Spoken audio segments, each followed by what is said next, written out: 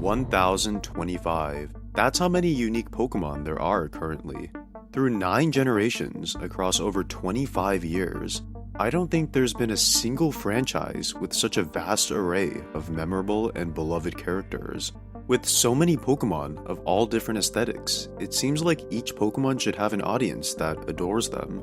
But as easy as it is to assume that there's a Pokemon for everybody, if we really look into the abyss, we can find that there are some Pokemon that are just left to rot. Pokemon that have never received any form of love from anyone. Some being unloved for as long as Pokemon has been around. Today, I'm going to be venturing through the years and taking a look at the most unpopular Pokemon of each generation. And more importantly, try to answer why they're so unpopular. Is their hate deserved, or is it simply a bandwagon of people trying to nitpick a design? Well, only one way to find out.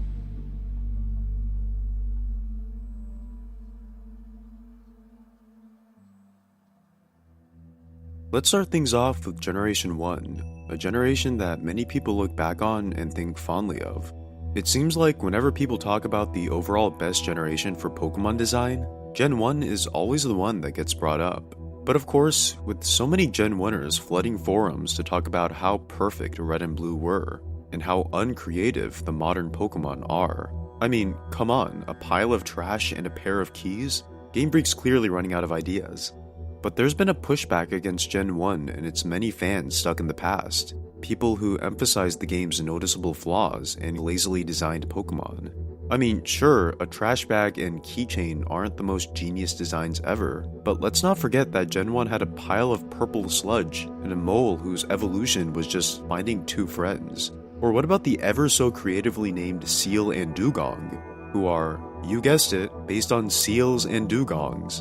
Or Mr. Mime, some kind of creepy humanoid creature. Or maybe some would think Zubat for being everywhere in caves. But I think when it comes to the most unpopular, hated Pokemon of all of Gen 1, that title goes to Jinx, and it's not even close. I don't know a single person who even slightly adores this thing. The Pokemon Company doesn't even like it all that much, especially after it got banned from the anime for reasons. People like to hate on how modern Pokemon are too humanoid, but don't ever forget the abomination that is Jinx. That thing's not humanoid. It's a human. Now, Gen 2 is interesting because only 100 new Pokemon were introduced, many of them either being new evolutions or baby forms for Gen 1 Pokemon. Some Gen 2 Pokemon ended up becoming iconic stars, such as Scizor, Umbreon, and Typhlosion. Honestly, other than the fact that most of the Gen 2 Pokemon completely suck in-game, or are pretty much unobtainable, design-wise there aren't too many bad ones. I mean, maybe something boring like Stantler comes to mind, since not many people even remember it exists, but I feel like Weirdeer revived some interest in it. Perhaps some people might even say Dunsparce for being a filler Pokemon, no matter how wrong that opinion is. However, there is one Gen 2 Pokemon that far stands out for its negative perception: Miltank.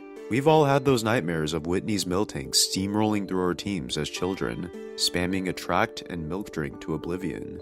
It doesn't help that its design is, well, a bit unsettling to say the least, with a bit of a weird emphasis on certain parts. While Miltank isn't on the same level as Jinx, I don't think anyone who's played through a Johto game before has a positive opinion about Miltank, all because of one trainer. And no matter how much of a Miltank defender you may be, that's saying something. Similarly to Gen 2, there weren't very many Pokemon in Gen 3 that I would consider unpopular or hated. If anything, it seems like Gen 3 is right after Gen 1 when people talk about the generation with the best designed Pokemon. To some extent, I agree.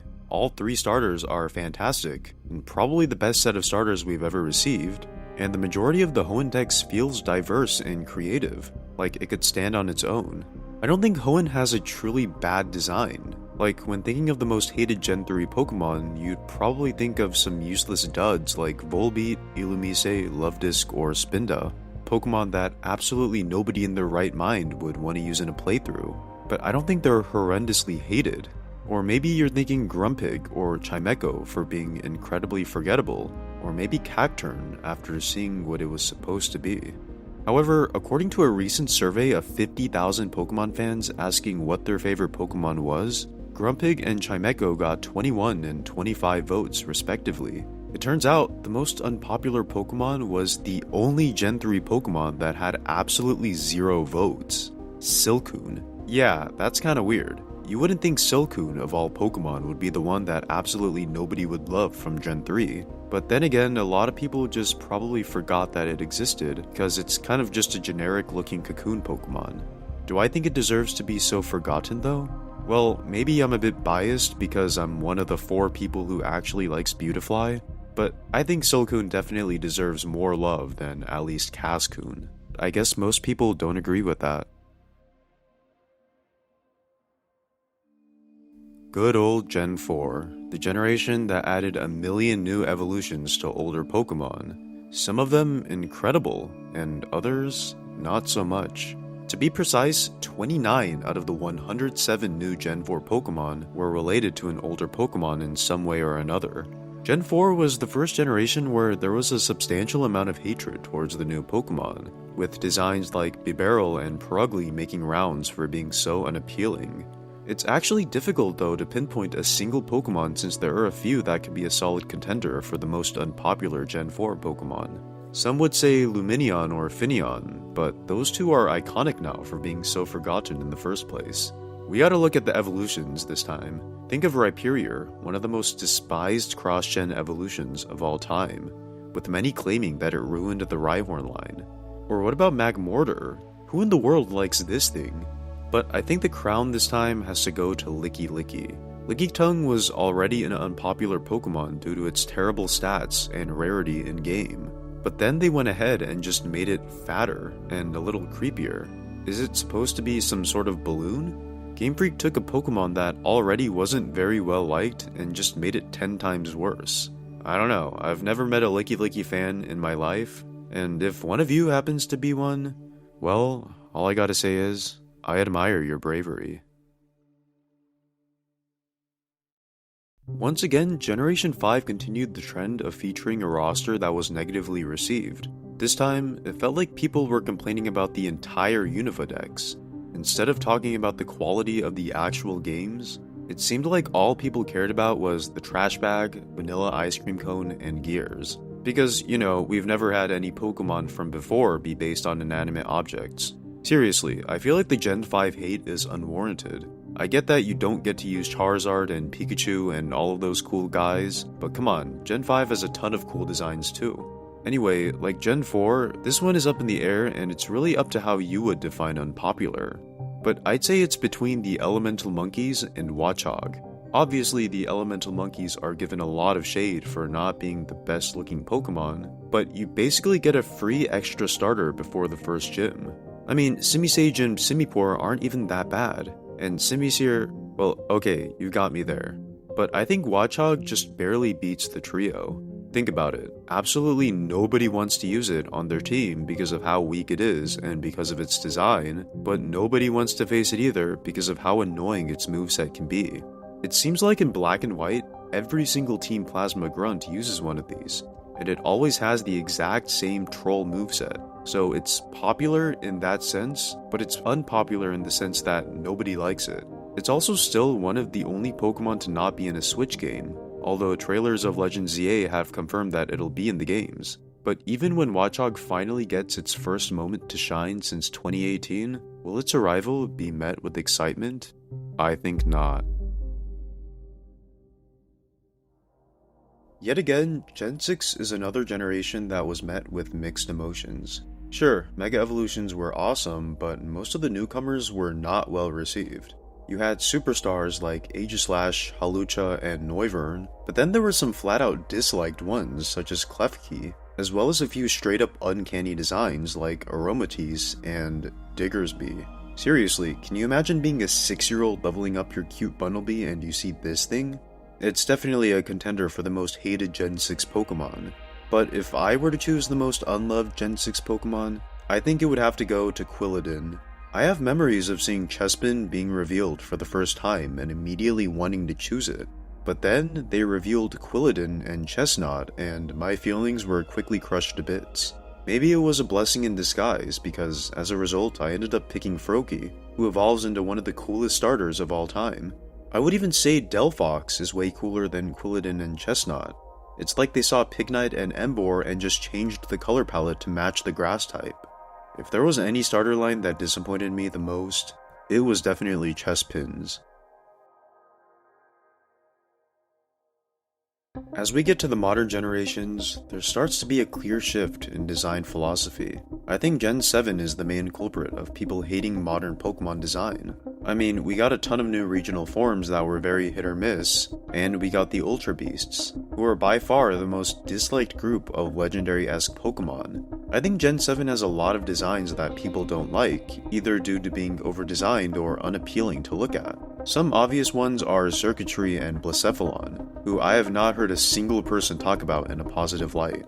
And there's Alolan Persian, who exists. I don't know anyone who really likes these Pokemon, and there's definitely an argument to make for them being the least popular Gen 7 Pokemon. But I think the one that is both the most forgotten and disliked is Bruxish. It's a weird, vividly colored fish that has unsettlingly large teeth. I don't hear people talk about Bruxish very often, but when they do, it doesn't seem to be very positive. Its coloring does stand out a bit compared to the plethora of other fish Pokemon, but at the end of the day, it's just yet another strangely rare fish that most will encounter maybe once or twice, and then never look at again.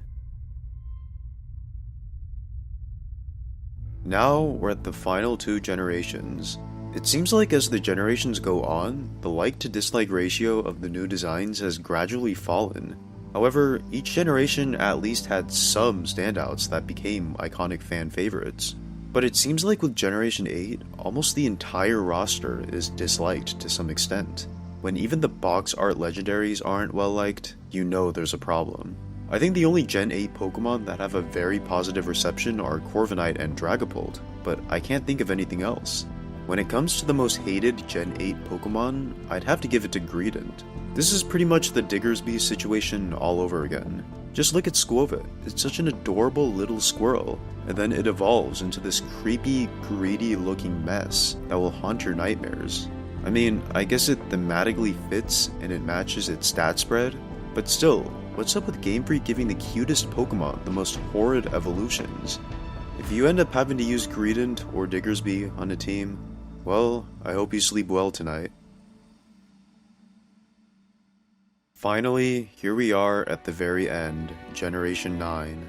The reception towards the new Pokemon definitely didn't feel as bad as Gen 8's, since there were definitely some fan favorites this time who will probably become iconic in the future, such as Ceruledge, Annihilape, and of course, Clodsire. But despite Gen 9 being an improvement over Gen 8, there was still a good number of Pokemon who didn't receive the most praise. Obviously, there was the Dunsparce who disappointed millions of people who wanted a cool Dunsparce evolution, along with some extremely forgettable ones like Bombardier and Flamigo.